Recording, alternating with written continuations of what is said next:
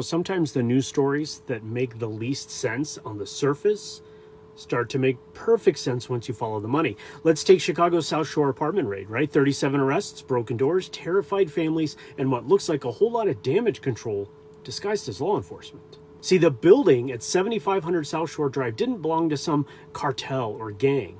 It's owned by a Wisconsin investor named Trinity Flood, who bought the property along with two others on Clyde and Chapel back in 2020 for about $18 million.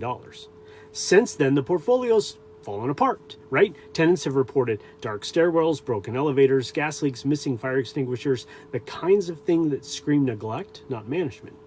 So the city sued her LLC over life safety violations, utilities went unpaid, and by mid-2025, Wells Fargo had filed a $27 million foreclosure against the properties, calling the buildings unsecured and saying management had lost control.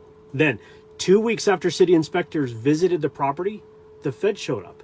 ICE, Border Patrol, ATF, FBI, helicopters, flashbangs, doors blown off their hinges, residents, including U.S. citizens, dragged from beds, some reportedly unclothed, right? 37 people were arrested.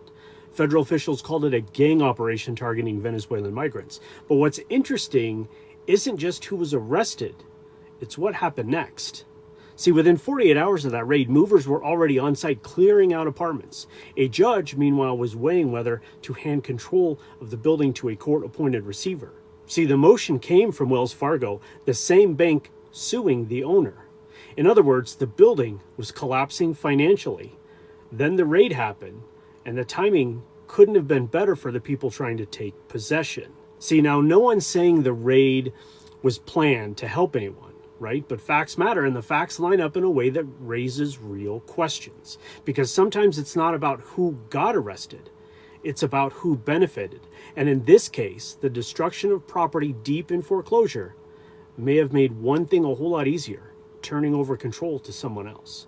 So if you follow the timeline, you follow the filings, and you remember when power, property, and law enforcement line up perfectly, it's usually not by accident.